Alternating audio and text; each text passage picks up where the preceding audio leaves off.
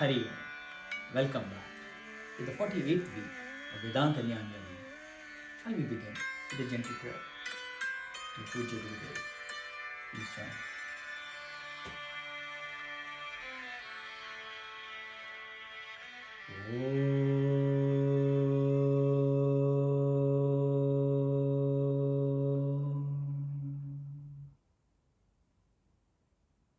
Samasta Jana Kalyani Niratam Karunamayam Namami Chinmayam Devam Sadgurum Brahma Vidvaram. Om Shanti Shanti Shanti. Hari Om Shri Gurubhyo Namaha. Hari Om. Hari Om. In the last session, we have understood that now the student has done the śravana, careful listening. Then, after listening, he has understood something which he was not aware of before. After listening, he has now done manana, means he has reflected on what he has heard.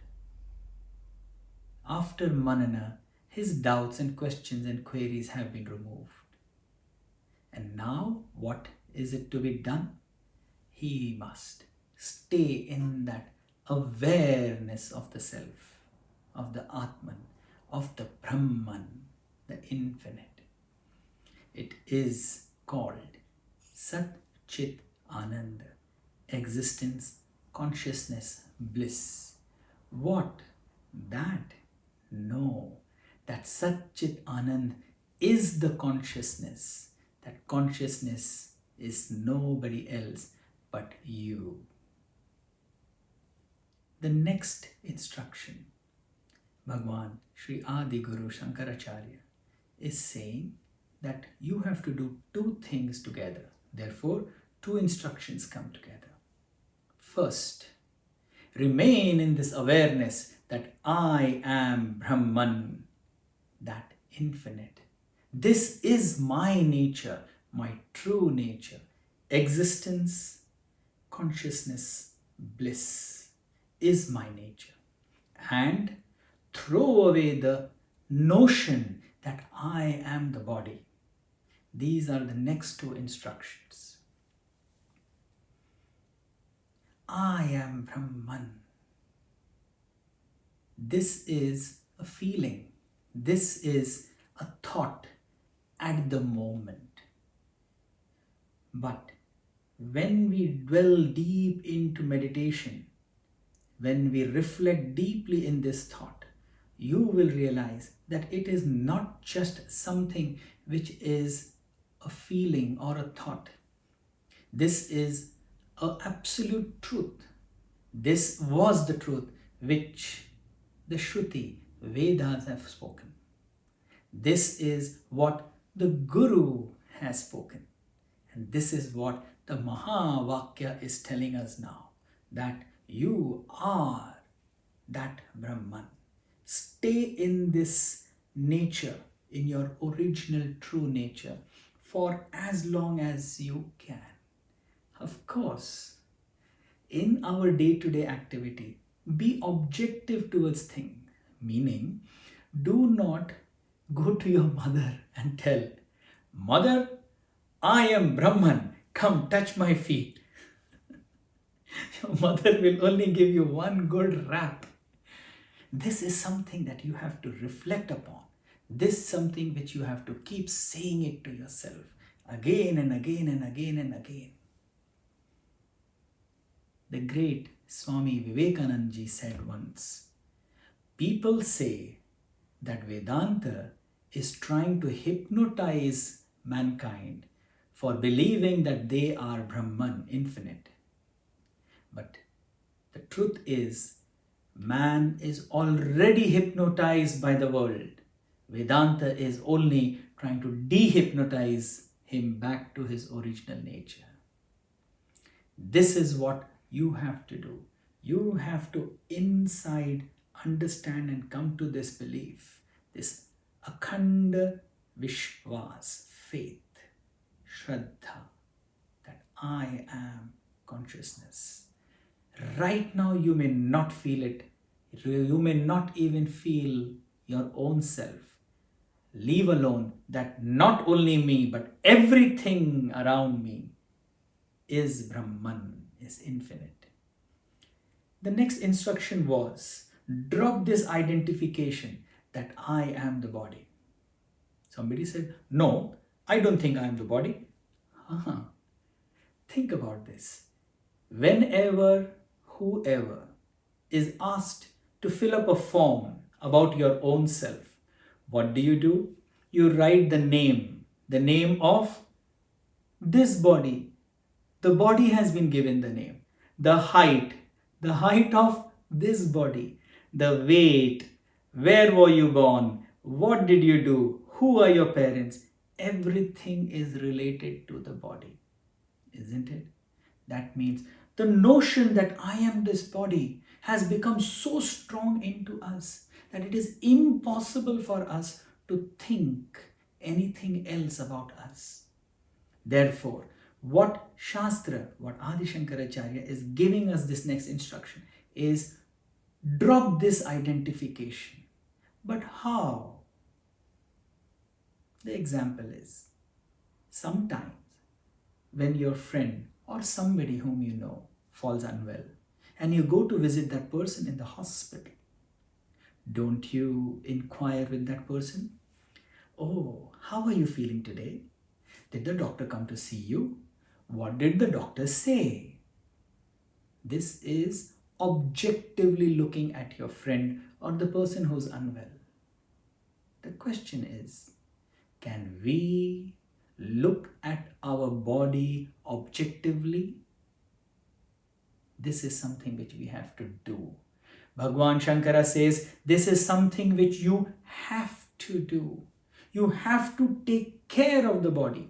I am not the body. I am not the body. That does not mean you don't take care of the body. I am not the body. I am that. Brahman is a state of being. It's an awareness of yourself. It does not mean you wear a placard on your chest and walk around. I am not the body. Or when the body is unwell or when the body is hungry, don't feed it. Tend to the body, but in an objective way.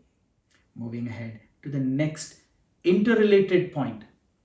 Point number 3 for the day. Bhagwan says, what is the reason for this resistance of anybody to understand and to accept that I am not this limited body, but I am that infinite Brahman? What is that? It cannot be anything else than one thing. That is called the ego. Therefore, Bhagwan says, day by day, drop the ego behind. It is the ego which is blocking you from realizing your own true nature.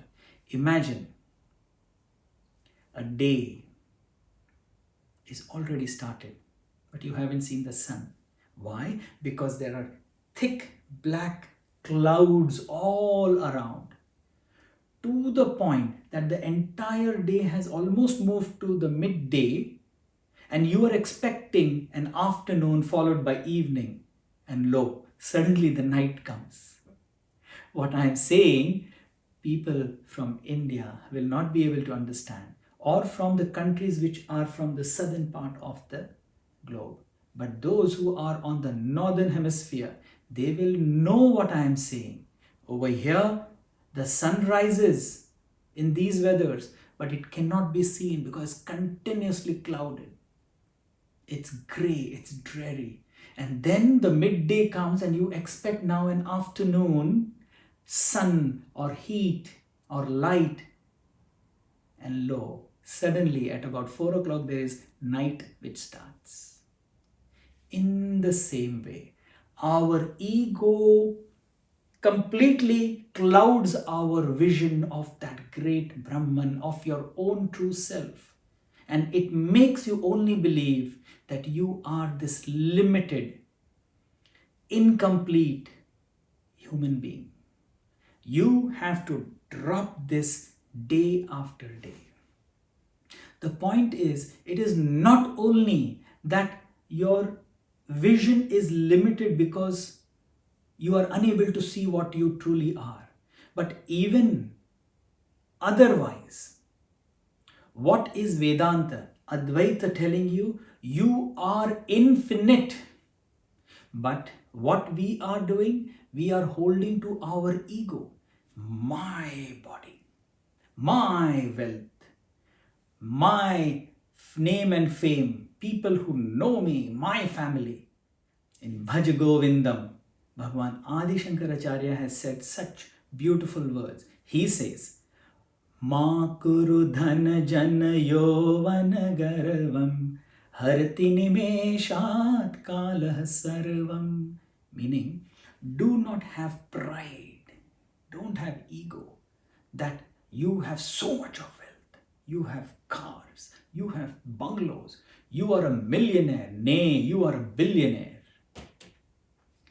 Do not have ego or pride about, oh, I am so famous, everyone knows me, so many people know me. And not even have ego or pride of, I am the strongest, or I am the most beautiful or most handsome. Why? Because time just takes it away in a second. Have we not experienced this in 2019 and 2020? What happened? We had such great plans about everything. Everything stopped. Everything was put to a standstill in a second. By what? By a small little virus. Then what are we feeling proud of? What is this ego about? Even if you are the most richest person on earth, what Vedanta is saying is that you are the infinite. In compared to the infinity, even a billionaire or a trillionaire or the owner of the whole world is also nothing. This is what Vedanta is pointing out to. The next point. You would find that when you are in such thoughts of the self, of Vedanta, of the Mahāvākya, you will naturally tend to go and speak about it to others. And it is only natural that others will tell you that what you're saying is nonsense. Because what you have studied, what you are experiencing is only about you. In the beginning, we have said that it is a subjective experience. This experience you are having, not the person whom you are speaking to. Therefore, when he denounces what you are experiencing, do not argue back with him. The next instruction is, do not argue with those people who think they know better. There was a beautiful example. Sant Kabir, one of the greatest saints from India. Once, after his sermon was over, a very knowledgeable person stood up. He was the most intellectual person over there. And he said, Kabir, I challenge you to have a debate. Shastra Artha it is called. I want to have a debate on Shastra and I want to prove it that I will defeat you. Sant Kabir said, oh, that is the point. I accept my defeat. This is how a truly knowledgeable person will protect his own intellect and his own energy, because to have Shastra Artha or having a discussion, it should never be for proving that you are or I am right. But what should be discussed upon should be that what is the truth. And that cannot be done in an argumentative manner, especially in Vedanta, which is purely subjective. It is not an objective subject. Therefore, do not argue with people and do not fall into the trap of argument with other people. Let me quickly sum up for what we have spoken today. The 4 points. The first point, that now remain in that nature of that awareness of the knowledge of yourself. Second, day by day, drop the ego. Slowly, get it out of your system. Third, that you must remove the identification that I am the body.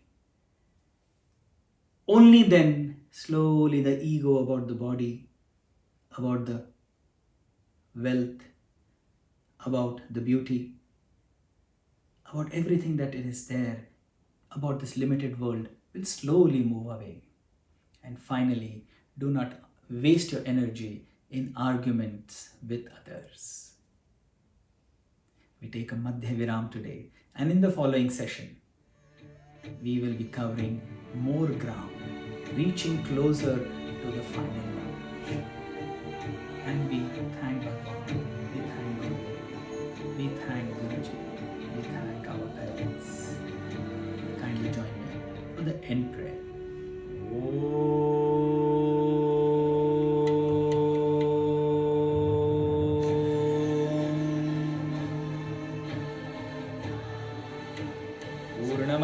पूर्णमिदं पूर्णात् पूर्णमुदच्यते पूर्णस्य पूर्णमादाय पूर्णमेवावशिष्यते ॐ शान्ति शान्ति शान्तिः हरिः ॐ श्री गुरुभ्यो नमः हरिः ॐ Hari Om to one and all.